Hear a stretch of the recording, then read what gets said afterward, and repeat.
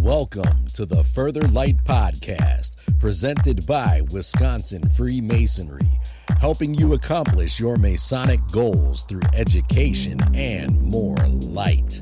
And now, I present to you Brother Chris Lutke and special guest, Brother Pat Cholka.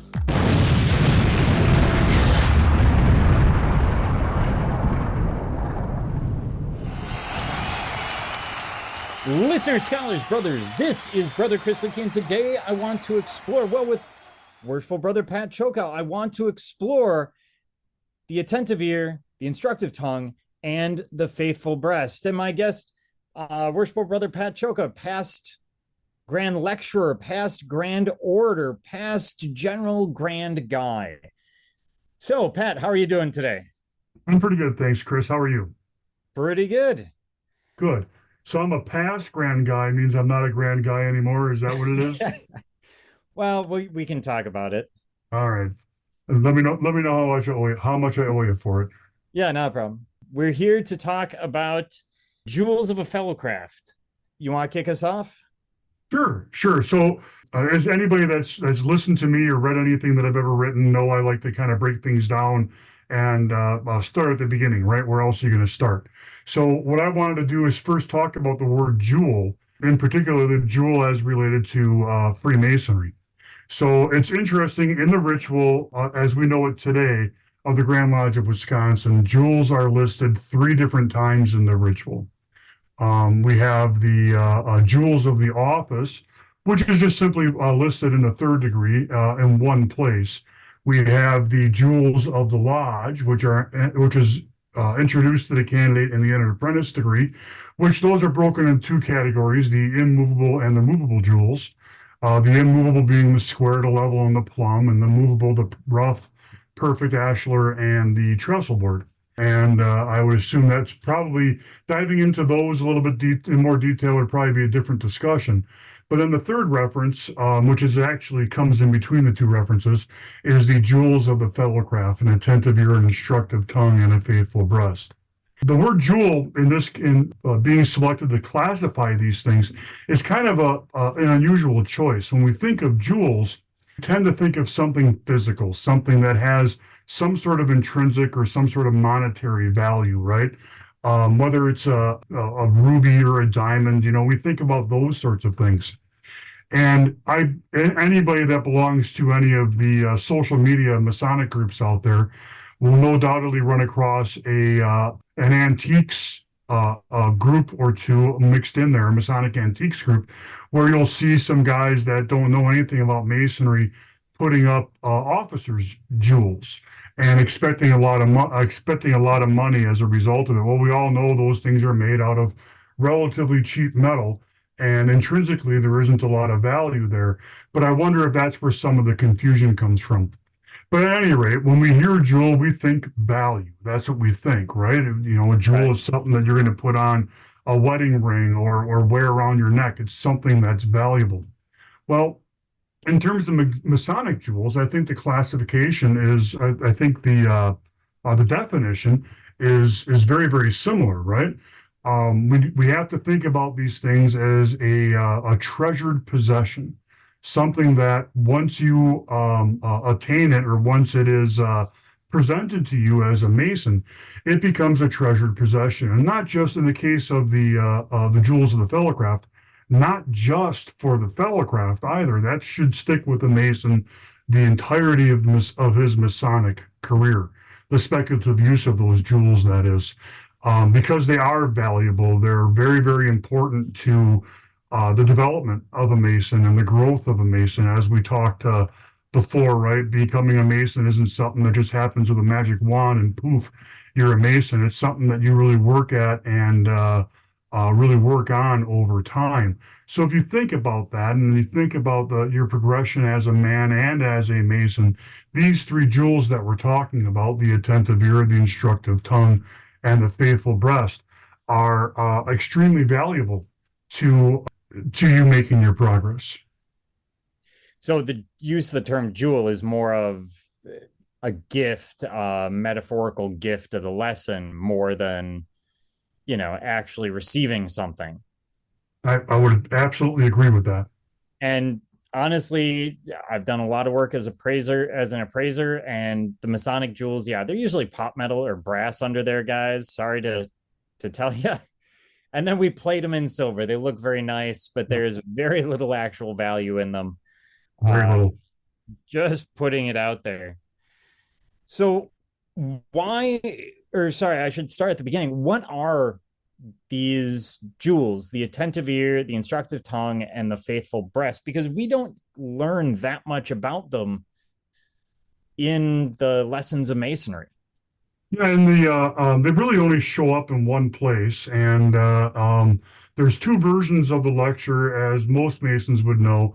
There's two versions of the lecture. There's the standard version, and there's the dewdrop, where these jewels are introduced. And surprisingly, they don't really get a lot more attention in either of them than the other. They get just a little bit of attention, but they're presented to the candidate in such a way that the ritual kind of hints to their value by referencing them twice in the same lecture, and the lecture talks about the need to use these jewels to, I guess, the more direct implication, if that's such a thing, is that it's introduced to the candidate as a means to ensure Freemasonry progresses, ensure that Freemasonry continues. And the value to the individual Mason, I think, is very, very glossed over. And when we look at them, I seem to remember an explanation at some point. It is not straight from the ritual, but I can't tell you where I came across it. It was early on regarding the use of each. The faithful breast is the most obvious because that will turn up again later. The attentive ear and the instructive tongue, the attentive ear that we must listen to everyone's ideas because, and somewhere I came across this, even a fool has a good idea sometimes, which really does describe this podcast to my 7 listeners. And instructive tongue because we need to pass on our knowledge. So I want to use that as a jumping off point. What are your thoughts? Sure. So the attentive ear, the lesson there, I think, is really obvious, right? At least it is to me, anyways. My dad used to say something to me every time I was about to go out, on a job interview or meet with somebody or whatever. He always had this saying, and I'm sure many of your 7 listeners have heard it, but he always had this saying, you have 2 ears and 1 mouth for a reason, right? That you should listen twice as much as you speak. And there's a real differentiation in my mind between hearing and listening, right? In the rest of that ritual, in the rest of that lecture, it refers to the attentive ear as hearing the sound from the instructive tongue, right?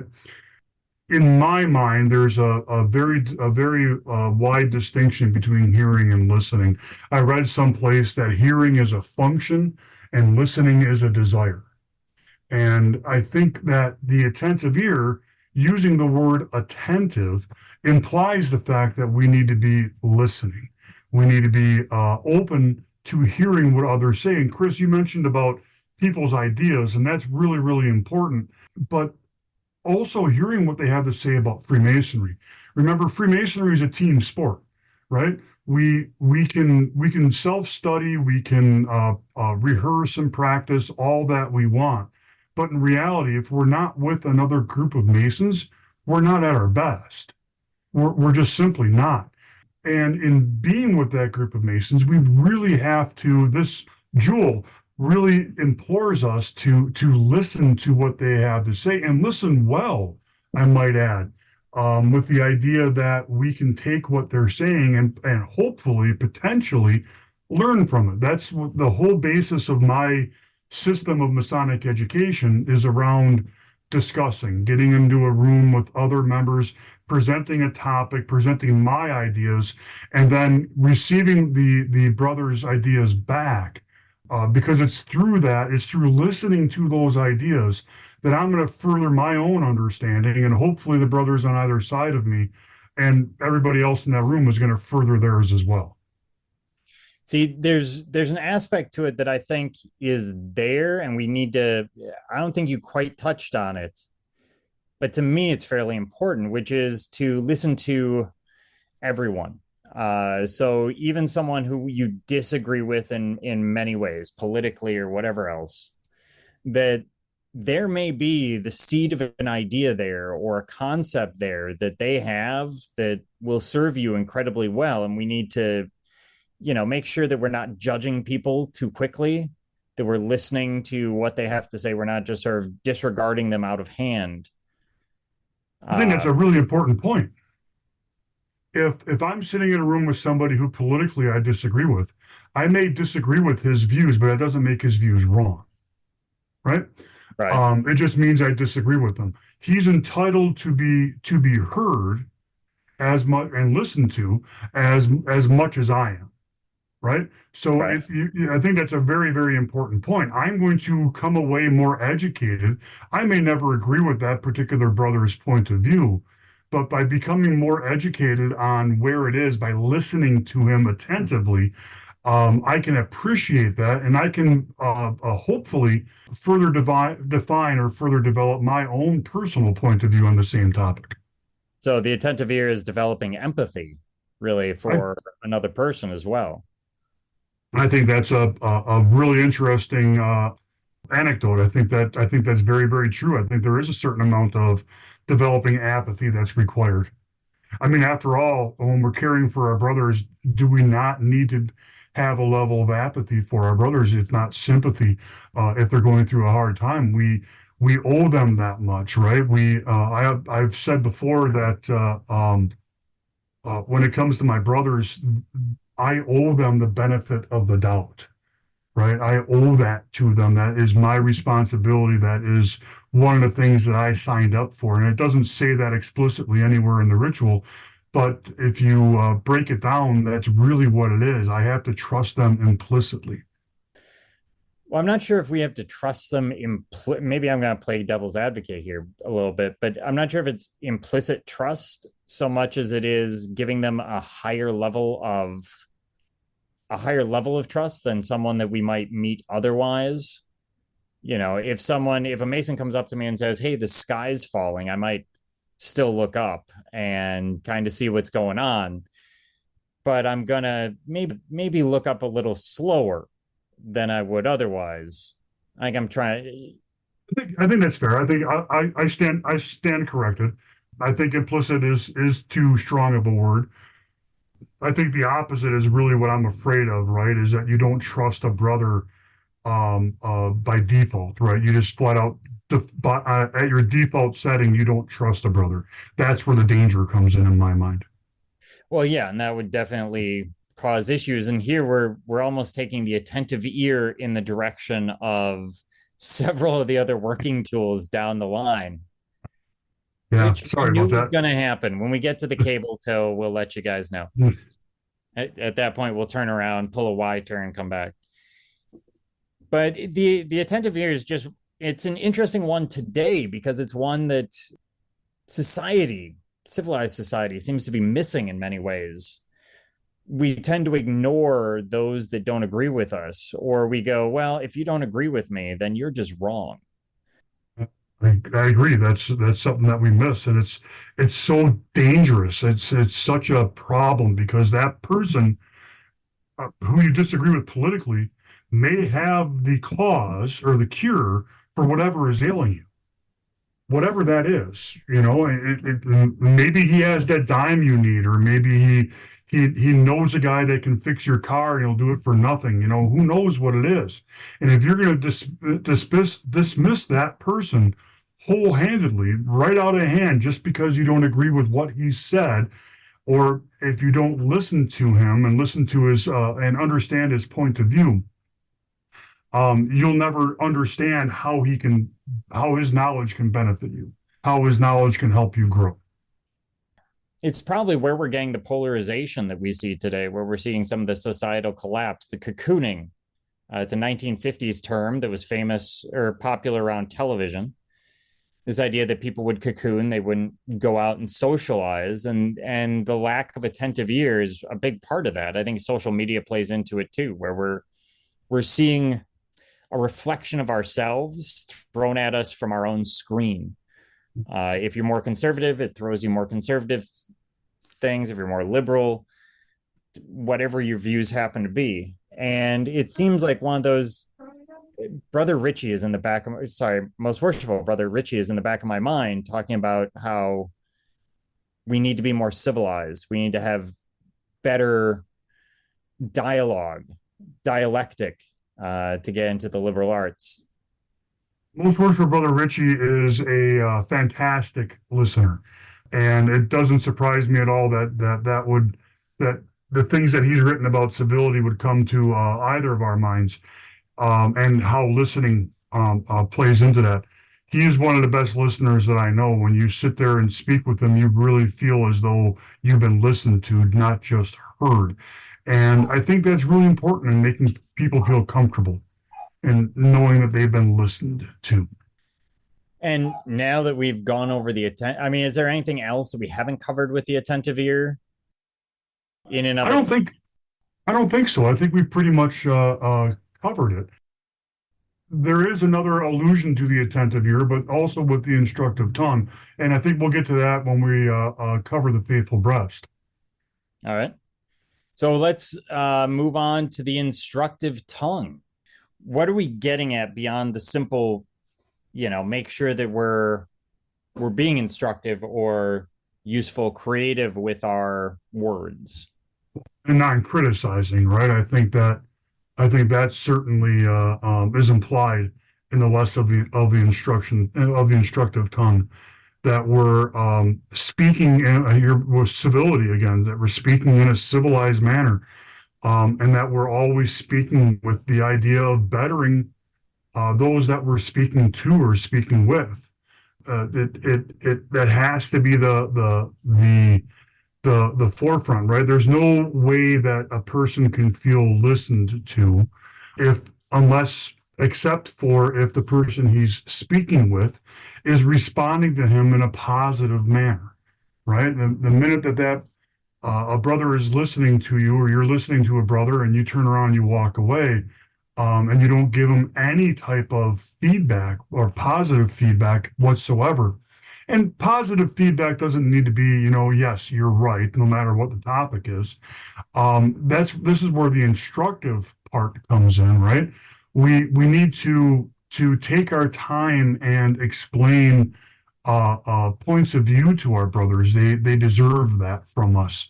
If a brother is wrong, we can't just tear him down and debase him. We need to take our time and help him to understand why he's wrong. We need to instruct him on that.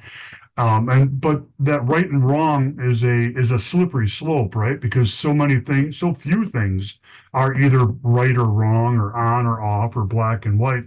We live in this great big world of gray, right? So I say right and wrong, you have to use that with extreme care.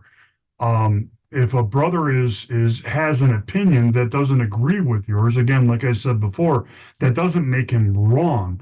And when you're responding to him, you can't allow him to leave that room or leave that conversation feeling as though he's wrong, just that you may disagree, and here's why. And that's interesting. Sort of the active listening, but also the idea of watching our criticism. Mm-hmm. I once read somewhere that at the end of the day, it takes 5 positive interactions with someone to make up for 1 negative interaction, 1 criticism. Been floating around sort of the teacher world for a long time, so it might be more that way than hard to teach and not have too much criticism, I'll be honest. Well, Most Worshipful Brother Pedley has had a thing that he said quite often: praise in public, admonish in private, right? And when it comes to admonishing, we really need to pick our places. We need to make sure that we're not admonishing somebody just for disagreeing with you. We have to make sure that if we're going to admonish somebody, specifically a brother, that we do it in such a way that is constructive at the very least, right? Right. And the idea of the instructive tongue brings to mind something else, which is Buddhist belief from the Eightfold Path, which is right word. Making sure that your words are well thought of, well thought out, and carry the right meaning. That we aren't flying off, shooting our mouth off, as my dad would have said at some point. Thoughts on that? I'm not very familiar with with that particular area that you're talking about, but I would agree that you need to think before you speak, right? I think that's kind of what you're getting to, is really putting some thought into what it is you're going to say, so you're not flying off the handle, so you're not simply reacting, that you're measured in what you do. That last line, making sure that we're measured, making sure that we're not simply reacting, reminiscent of our goal as Freemasons, to subdue Very our much so. passions and find the lost comma. For those 7 of you out there, I love using that, by the way, because you do. That's a direct poke at me, because I'm an avid fan of the Legend of the Missing Comma, but that's perhaps a discussion for a different time. But at the end of the day, it does get that idea of subduing our passions. Absolutely. And improving ourselves through Masonry. If we have the instructive tongue, we're careful about what we say, we're careful about how we say it. Mm-hmm. It will Agreed. help us on the backside to subdue our passions. If you think about Masonry, right, and everything related to it is measured, is carefully thought out. It's deliberate, for lack of a better term. And I think we need to make sure, in terms of the instructive tongue, that we're continuously deliberate in what we say, whether it's positive or negative. We should always try to be as positive as we can, right? But whether it's positive or negative, being deliberate is extremely important, because it almost forces you to be measured, right? To be very careful in what you say, very careful in who you say it to. You become, by becoming deliberate, by focusing on being deliberate, you're almost ensured that what you speak about is going to be instructive, or at the very least constructive. Right, and it's very reminiscent of the original ideas of mindfulness, Mm-hmm. which aren't necessarily, make sure that you're just doing one thing, but also make sure that you're giving thought to whatever it is you're about to say, do, etc. So getting at a number of different ideas with the instructive tongue. And I suppose one of the most obvious, if we wanted to get back to sort of that surface level, would be the instructive tongue as something that we should all use to pass on our practices, beliefs, ritual to further generations. Because if we don't, well, things will die off. Absolutely. We have to make sure that we're doing that, right? And I heard a brother speaking about the instructive tongue once, and his reference was just simply to the days of when the ritual was passed down by mouth to ear. And that must be what this is talking about, right? But I don't think that's the case. I think it's much, much deeper than that. Another brother of ours, a brother that I respect tremendously, had a saying that he used quite a bit. Seek to understand and assume positive intent, right? So that kind of goes back more to the attentive ear than the instructive tongue. But when you're speaking, you need to make sure that you are that your positive intent is coming through, right? That's really very important in my mind. And so what that leaves us with is the idea of the faithful breast. So when I first heard of the faithful breast, that's not true. When I first started studying um, this particular lecture where this comes up, and I started to really seek to learn it and to understand it, not just memorize it, by the way, but learn it and understand it. I was really puzzled with faithful breast. That one really threw me for a little bit of a loop, right? Well, Freemasonry is you have to be a man of faith to be a member of Freemasonry. So Right. are you telling me that I have to be, is this telling me that I have to believe or be faithful in the supreme architect of the universe? Well, that's covered in many, many other places. And plus that was covered in my interview. So that really can't be it. So faithful in what, I found myself asking. I tried to understand what it was that I needed to be faithful in. And there's loads of things written about this. Some I agree with and some that I don't. But when I developed my own understanding, I had to draw back to the context of the degree that this is presented in, right?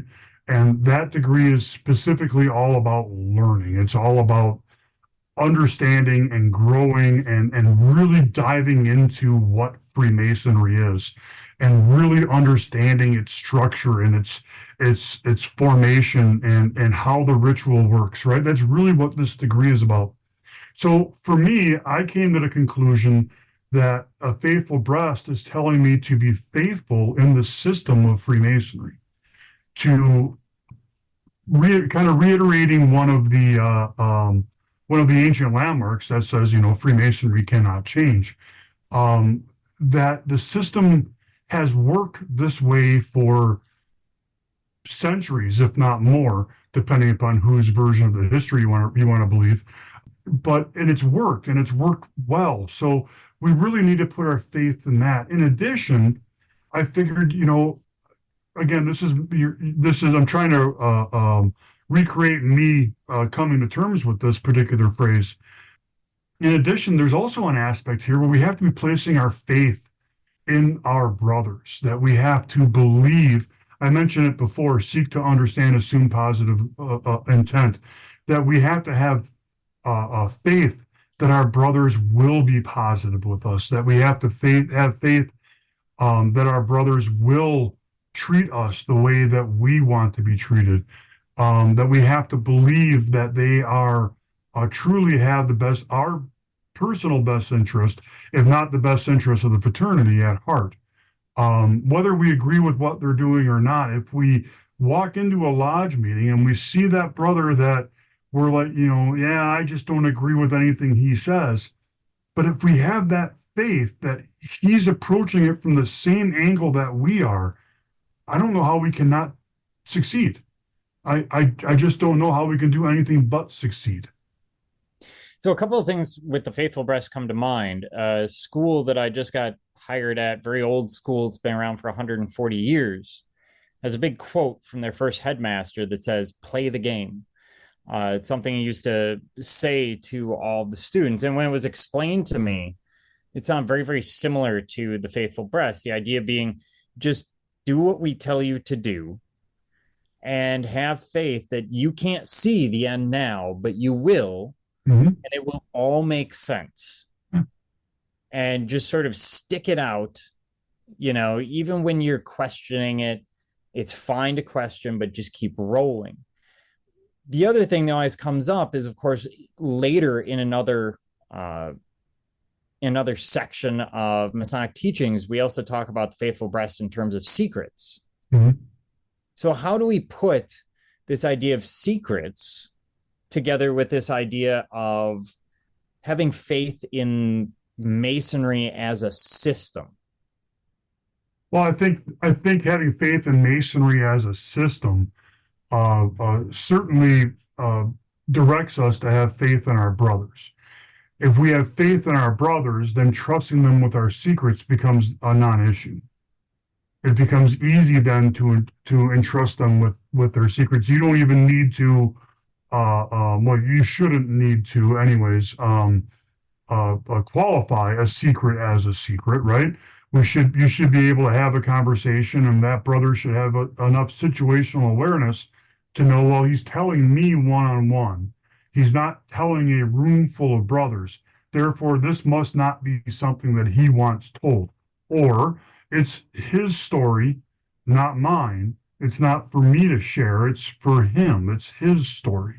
I think when we talk about keeping secrets, I think that's what it implies. And I think certainly a faithful breast means that we need to have faith, among other things. Means that we need to have faith in our brothers to do right by us, and that may include keeping our secrets. Giving them that benefit of the doubt that they'll do the right thing at the end of the day. Correct. Because we've all been through that single experience that draws us together. Absolutely. Is there anything we're leaving out for the faithful breast here? I think the faithful breast is one of those ones that needs to be really, as a Mason, I think you really need to spend some time with it and understand. Well, all three of these you do for certain, but the faithful breast, every Mason should take some time and really understand what that means to him. Because to your point earlier, there is very little in terms of a further explanation in Mason in the ritual. There's loads of it written about it. Remember that Freemasonry outside of the ritual does not have a predefined definition. Mackey, who we all tend to go to, Pike, some of the other authors, all have their slant, and there is some overlap. But it's really important for the Mason to determine this definition for themselves.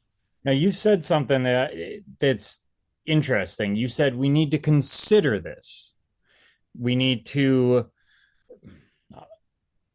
study it, Absolutely. meditate on it. Is there a right? I'm getting down a rabbit hole here. But is there a right way to take something like the lesson of the faithful breast and understand it more deeply? Because I believe some people would say, you need to go to the books and find out how people are defining things, and others would seem from your explanation that maybe you went a different route and went more meditative or a considerate route.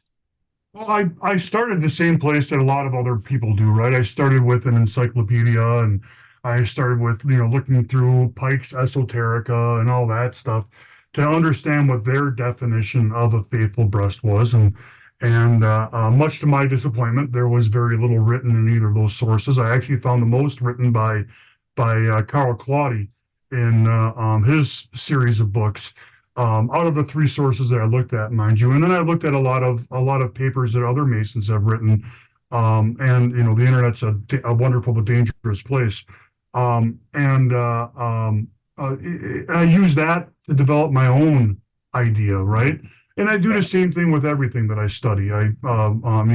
Something as simple as the square to something as complicated as a topic that comes up in a different degree. I don't think I should mention it here. Maybe that's a conversation for Chris and I offline. But there are, depending, regardless of what the topic is, I start the same place. I start with the ritual. If the ritual doesn't give me much, which it oftentimes, remember the ritual. A lot of people say that that when you're talking to a newly raised Mason or even a newly initiated apprentice, they talk about what they learned in the ritual or what was taught to them in the ritual. Receiving your degrees is not necessarily a learning experience. It's not necessarily a teaching experience. That's an exposure. That's really all that it is we're exposing them to our system. And we say it right at the end of the Entered Apprentice degree, even when talking about rabbit holes, here you go. We at the end of the Entered Apprentice degree, it's up to the candid and industrious inquirer to determine what it means for himself. Well, understanding these three jewels is exactly the same thing.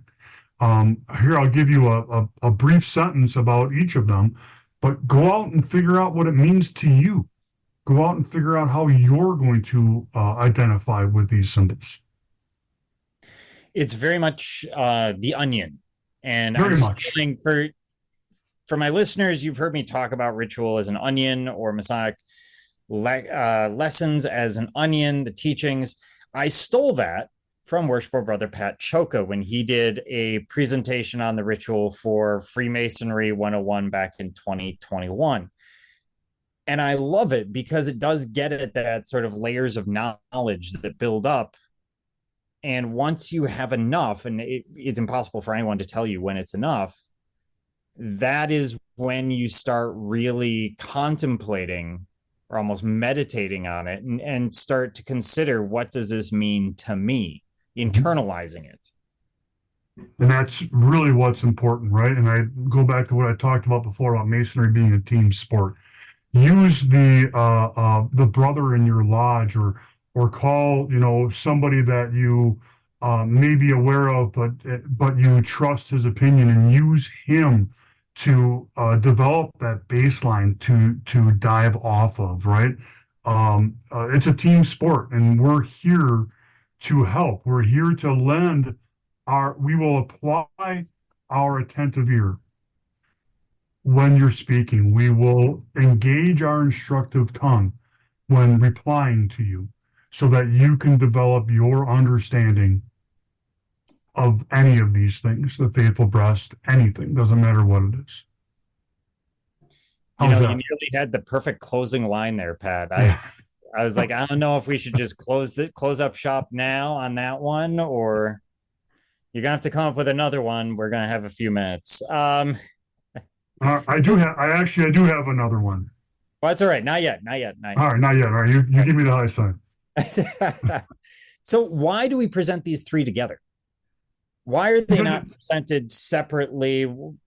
I would get into why we love threes, but Brother Marcus has gotten into that in a couple of articles.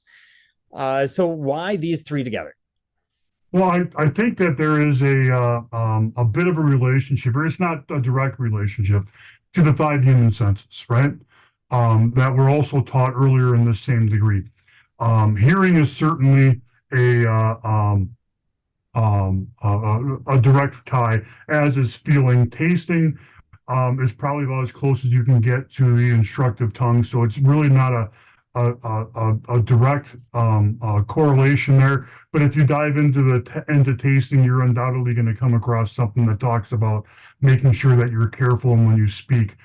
But when you listen and when you feel, you're going to respond well. And I think that's why they're tied together, right? I think you can't do one without the other, successfully anyways. Don't think you can listen well without a faithful breast. I don't think you can instruct or respond positively to a brother without listening well or having a faithful breast. I don't think you can do any of the three individually successfully. And I guess the two that obviously go together are the attentive ear and the instructive tongue. We talked about that. We both have parents who at some point pulled the stop talking, start listening, or whatever along those lines. 2 ears. My dad just did it earlier tonight. Well, exactly.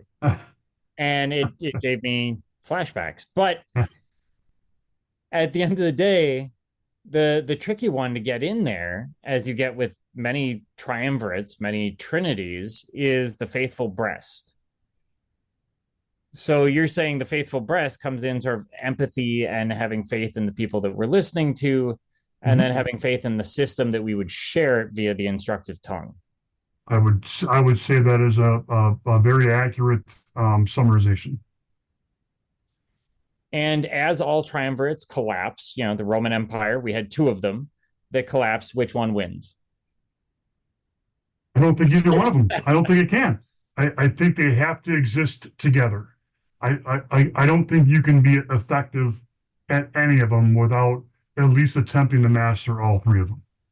Well, maybe it's trying to get at that idea of, by having the 3 together, that we have to, in order to communicate properly, we have to trust either the receiver or the instructor. And thus the 3 of them must coincide, must coexist. I agree. I think that's a great way of looking at it. And why do we look at them at this point in the lessons of Masonry? Why not way earlier? It seems like a really basic lesson, or maybe it's something that should be much later. So why here? The degree that they're mentioned in is very centered around learning, very centered around developing understanding, very centered around education, for lack of a better term. I don't think there's a better place in our degrees than in that degree, since in order to learn, you have to have, at least in masonry, you have to have aspects of these three things. I think this is the best place for it. You have to have faith. Think about going to school, right? If you're going to school to be an engineer, you have to listen to what your instructors are telling you. You have to be instructive in terms of working with your class and perhaps even back to your professor. And you have to have faith in what is being taught to you in order for you to absorb it, right? So I think that these three are presented at the absolute perfect part, because this is where you're really diving into what Freemasonry is. So if you could expand on them, if I had a magic wand and said, Pat, you can expand on these points within this part of the ritual, what would you add, if anything? We were talking earlier about there not being enough on them. I would probably add one very, very simple thing. This is not how we're to act just to Masons. This is how we're supposed to behave and interact with everybody and everything, right? And this whole conversation, I talked a lot about, Masons deserve this from us and Masons deserve that, and so on and so forth, right? But doesn't everybody deserve the same thing from you? But Pat, if we do that, that would bring about some kind of universal harmony. Why would we want to do that? Well, I call me an idealist, I guess, but if we go to the grocery store and we exercise some patience, we have some faith that the person that we're fighting with over that last box of Nutty-O's or whatever it is, maybe needs it more than us. Or if we're really listening to what the people have to say, and if we're instructive in so much that maybe we're helpful in the areas that we can be, maybe that's all it takes. The grocery store, social media, the DMV, you name it. It's just, the list is endless. This is how we're to interact with the world, not just Freemasonry, not just the individual Mason, but the world. They all deserve that from us. We, as Freemasons, we're supposed to be beacons. I'm going to use a phrase I'm not a big fan of, but we're supposed to be beacons of light to the rest of the world, right? We're supposed to demonstrate this ideal that we practice, this belief that we all share. What better way of doing it than listening attentively to speaking instructively, or at least not demeaningly, and having faith that whomever it is that we're at loggerheads with has as many concerns as we do. Good point.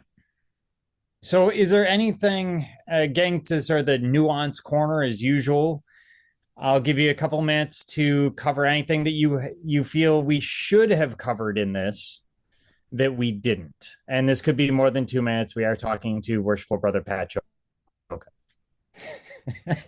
Oddly enough, even though you are talking to me, oddly enough, I really don't have much else to share here. Dive into it, look at it, understand it, get how it works for you. Look at it in the context of the ritual, as to where it's presented, and read that and understand that. And if you need help, call me, call Chris, call anybody that you think can help you, but really dive into it and understand it. In a paper that I wrote that'll get published in the journal in a couple of months, I talk a little bit about, not about this specifically, but about the idea of studying and what that really means when you talk about the ritual, right? What that really means when you're studying a ritual. Studying the ritual isn't about memorizing it. I can teach, we can teach a parrot to memorize portions of the ritual, it isn't about that. Studying the ritual is learning it and understanding it and applying it. And these three jewels are really no different than any other part of it. Fantastic.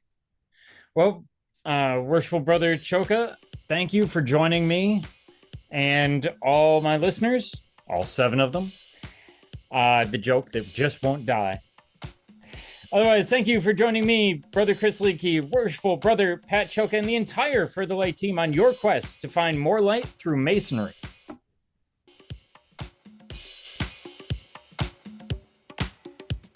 Are you interested in learning more about Freemasonry in Wisconsin? Visit wisconsinmasons.org to learn more about Masonry and access further educational content and more light. Once again, that address is wimasons.org. Any questions, comments, or suggestions, please email us at education@wisconsinmasons.org. And thank you for listening.